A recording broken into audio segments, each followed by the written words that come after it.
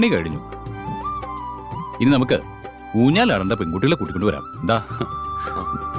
സേനൻ ചേട്ടൻ തന്നെ പോകുന്നതാ നല്ലത്. അതെ പാർവതി, ഞങ്ങള് രണ്ടുപേരോടും നല്ല ദേഷ്യത്തിലാ. ഞങ്ങളെ വിളിച്ച അവള് വരില്ല. എന്നാ പാറുവിനെ ഞാൻ വിളിക്കാം, ബാക്കിയുള്ളവരെ നിങ്ങളെ വിളിക്കാം. ആ ശരി. ആ വാ.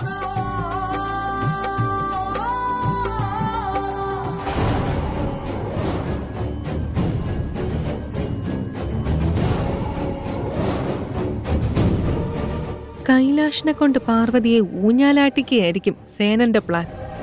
ആ നടക്കട്ടെ. ആ സമയത്ത് അവള് ഊഞ്ഞാലിൽ നിന്ന് താഴെ വീണാലോ അവൾക്ക് നന്നായി പരിക്ക് പറ്റും. ഭാഗ്യമുണ്ടെങ്കിൽ അവളുടെ വയറ്റിലുള്ള ആ കുഞ്ഞു ഇല്ലാതാകും. അതോടെ എനിക്കുള്ള ഭീഷണിയും ഒഴിഞ്ഞു കിട്ടും. നീ എന്താ ഇവിടെ നിൽക്കുന്നേ? ഞാൻ നിന്നോട് കൈലാഷിന്റെ കൂടെ പോയി നിക്കണമെന്നല്ലേ പറഞ്ഞത്? ആന്റി, ദേ ആ ഊഞ്ഞാല് കണ്ടോ? കൈലാഷ് പാർവതിയെ ഈ ഊഞ്ഞാലാട്ടുന്നത് കുറച്ചു നേരത്തിനുള്ളിൽ നമ്മൾ കാണേണ്ടി വരും. അവൾ ഇതിൽ കയറി ഇരിക്കോ? ഈ ഊഞ്ഞാലിൽ നിന്ന് വീണ് അവളുടെ നടു ഓടിയണം.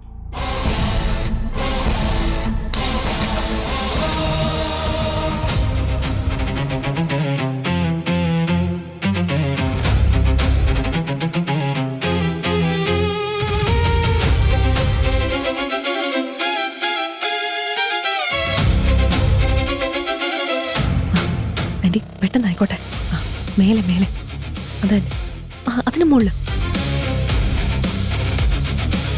കുറച്ചു മതി.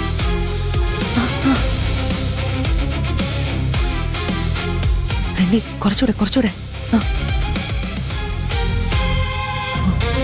നോക്കി നോക്കി നോക്കി, കുറച്ച് മതി ആന്റി. പെട്ടെന്നായിക്കോട്ടെ.